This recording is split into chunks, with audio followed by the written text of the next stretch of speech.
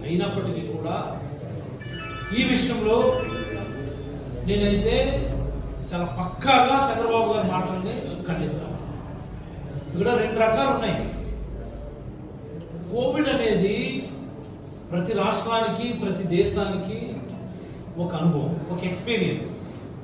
ఏం చేయాలి, హెల్త్ పాలసీస్లో మనం తీసుకోవాల్సినటువంటి రిఫార్మ్స్ ఏంటి, హెల్త్ పాలసీస్లో ఏ మాదిరి మనం ఎంతెంత బడ్జెట్ మనం కేటాయించాలని చెప్పడానికి కోవిడ్ అనేది ఒక ఎక్స్పీరియన్స్.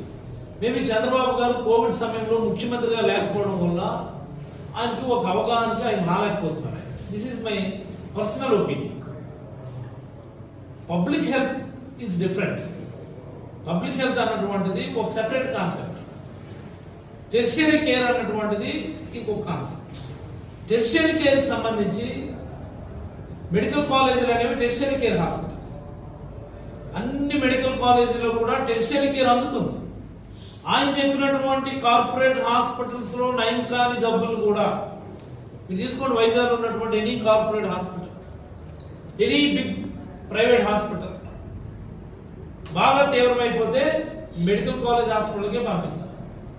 మరి అవే లేకపోతే ఏం చేయాలా? అదే ప్రైవేట్ హాస్పిటల్ నుంచి ఇంటికి తీసుకొచ్చి కాల్చుకోవాలి. దిక్కులేనండి. పబ్లిక్ హెల్త్ సెక్టర్ లో రెండు రకాల ఫిలాసఫీస్ ఉన్నాయి. ఇది రాష్ట్ర ప్రజలందరూ కూడా తెలుసుకోవాల్సినటువంటి. మన కోవిడ్ లో జరిగినటువంటి గమ్మత్తు కూడా ఇదే.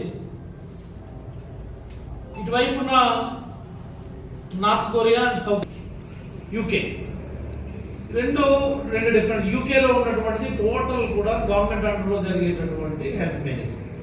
ఎన్హెచ్ఎస్ అని ఒక ఆర్గనైజేషన్ ఉంటుంది, నేషనల్ హెల్త్ సిస్టమ్స్ అని, నేషనల్ హెల్త్ సర్వీస్, ఎన్హెచ్ఎస్ అని, టోటల్ ఎంటైర్ గవర్నమెంట్. ఇటువైపు ఏం చేశారు? ఇటువైపు ఎక్స్ట్రీమ్ లో మరి గవర్నమెంట్ హాస్పిటల్ అనేది లేదు, గవర్నమెంట్ సెటప్ అనేది లేదు. ప్రతి వ్యక్తికి కూడా ఇన్సూరెన్స్ చేశారు. కొరియన్ కంట్రీస్ లో every citizen was insured by a private insurance company regarding their health. Private hospitals వాళ్ళే అంటే అంతా కూడా మేనేజ్ చేస్తారు.